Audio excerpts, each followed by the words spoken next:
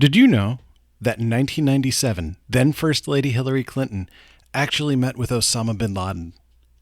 It's not reported very often, but at the time, they actually agreed upon a deal where the terrorist group Al-Qaeda actually agreed to commit a terrorist attack on the United States of America as long as it would result in the election of a Muslim Democrat socialist leader in the United States of America. In addition to Hillary, George Soros was actually involved in coordinating this as well. Now, if you try to find information about this, chances are you're not going to find much about this from the mainstream media. That's for one of two reasons.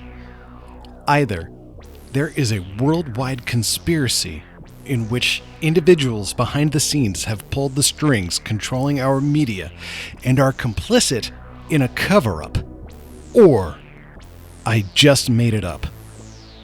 I totally made it up.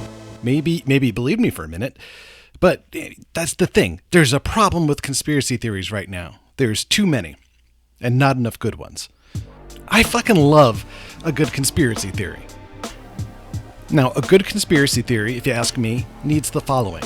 Someone in power who has a prominent position, something devious or underhanded, something that was gained by said treachery, and an attempt to conceal what actually happened. Now, for a really good conspiracy theory, you need that extra bit of juiciness, that special seasoning that pulls you in. That possibility of it being true makes it juicy. Like a good JFK assassination conspiracy theory. It's got everything. JFK was the most powerful leader in the free world. He had his head blown off, and power shifted. And even though there was a congressional commission to determine everything that happened, it doesn't feel legitimate. It feels like there's something concealed. There's a lot of shit that makes no sense. Tumbling bullets, eyewitness accounts of shots coming from multiple places that were later just written off. And then there's the fact that portions of the Warren Commission were still not released to the public until 2017. It feels like there are people who know more but aren't telling us. It's like when you catch your partner in the middle of cheating on you, and the first thing they say is, "It's not what it looks like." And you're just like, well, come on, I see the two of you in bed, and if he's helping you find your car keys, he's either really creative about it, or you hide them in weird places.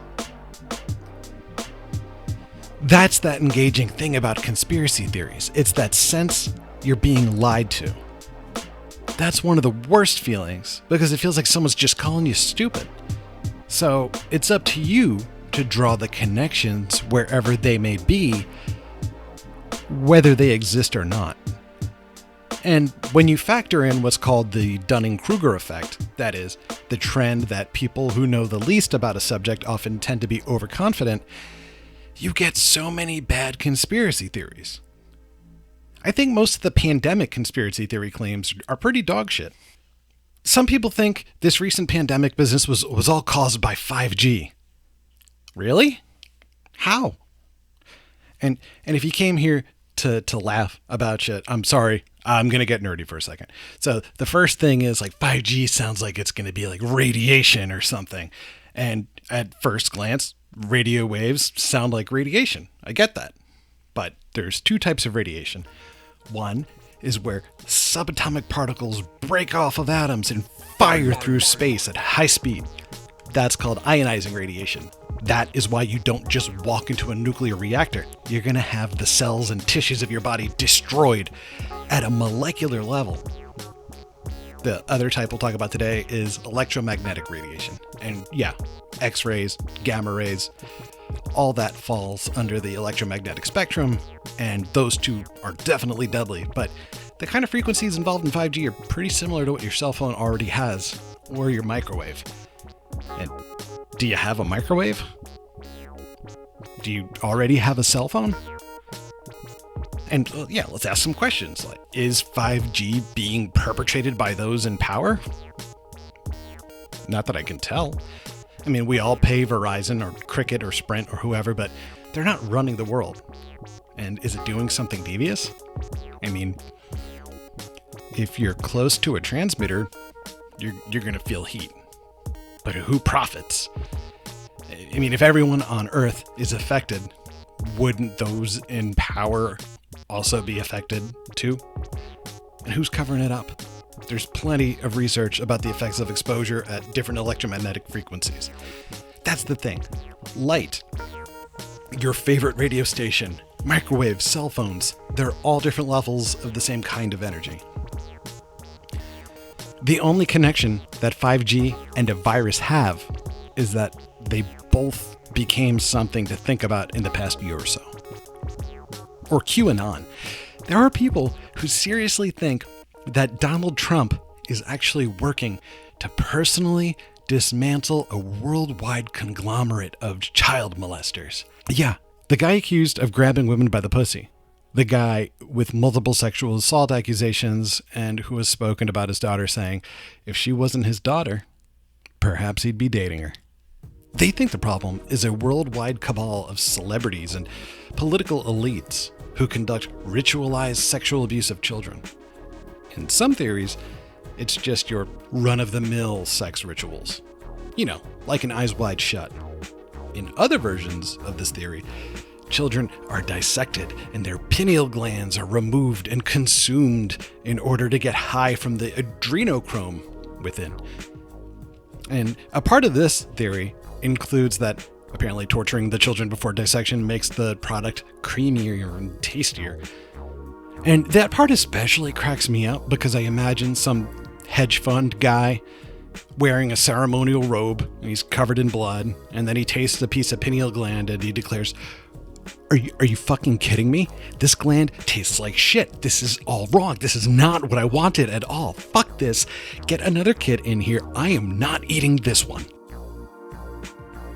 And at what level of wealth do you get the invite to these parties? Like, sure, Jeff Bezos is gonna be there, of course. But does the MyPillow guy get an invite? I hope so. Because if you're gonna have ritualized sex parties, you're clearly going to need pillows. There's so much wrong with the whole idea. Like, we won't even talk about adrenochrome. But after that, yeah. Number one, the satanic cult angle is so tired. If you grew up in the 80s, you're probably familiar with the idea that rock bands were secretly trying to subliminally message children with satanic verses because some asshole got so high he started playing records backwards, looking for secret messages. And after all the fuss, there was nothing. And there was a lot of fuss. We're talking about FBI task forces, messages sent to local police stations to look out for signs of this satanic cult action. Ridiculous stuff like, if a kid listened to heavy metal and smoked pot, he might be part of a satanic cult. And, at that point, let's face it, you might as well throw in having too cool of a leather jacket and just getting laid constantly. Not like ritualized sex or anything, just, crushing it. There were people who believed that even worse things were happening.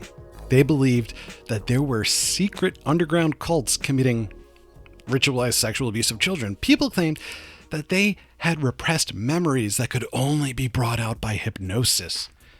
Dan and Frances Keller were convicted based on this and spent 21 years in prison for it. The claims were outrageous, and it included stuff like they would take kids on secret plane trips to Mexico for ceremonies there. There's literally an entire Wikipedia page devoted to people being falsely accused of this. And so the QAnon conspiracy of today basically happened already in the 80s, but even then, it goes back even further. Blood libel. Back in the 1100s, it was believed that Jews murdered children to get blood for their matzah. And can you imagine trying matzah for the first time and being like, all that blood to make something so flavorless? Doesn't it feel like once you mention the Jews, your conspiracy theory goes from fun tinfoil hat fun to, well, okay, this is getting kind of racist. But people who are obviously racist never have that eureka moment and think, shit, I'm doing it again. Yeah, I'm hating people I haven't met based on a certain set of guidelines that I made up. God damn it, I need to stop doing that. and I feel like that should be a good rule for life. Anytime you think you're starting to get racist, stop. Do not pass go. Everything about the QAnon thing makes zero sense. And yet it persists. And it used to be that you would just have some asshole uncle or Facebook comment talking about black helicopters or Barack Obama or crisis actors. But it seems like more people are actually taking them more seriously now.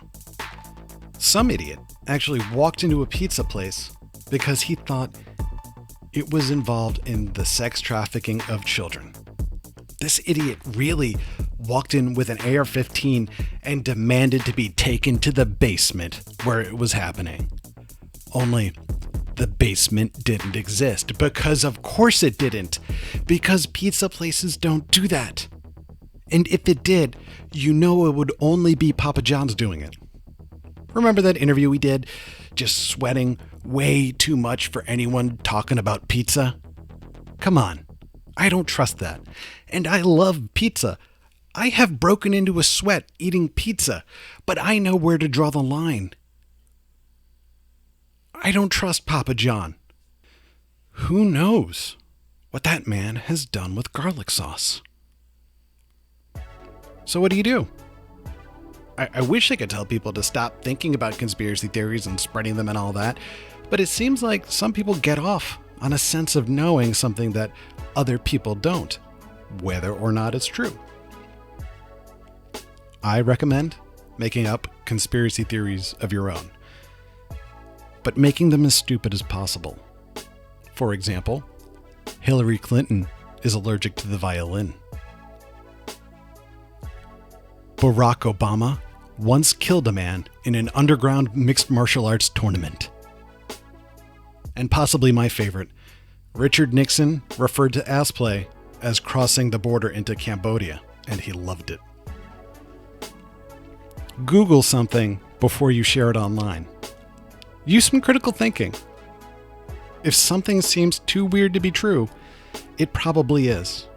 And there's enough weird shit happening in the world right now that's actually real to get upset about before we get pissed off about fake things. So, you probably shouldn't try to storm the Capitol building to protest voter fraud that no one can actually prove ever happened. Unless you want to look like a fucking idiot.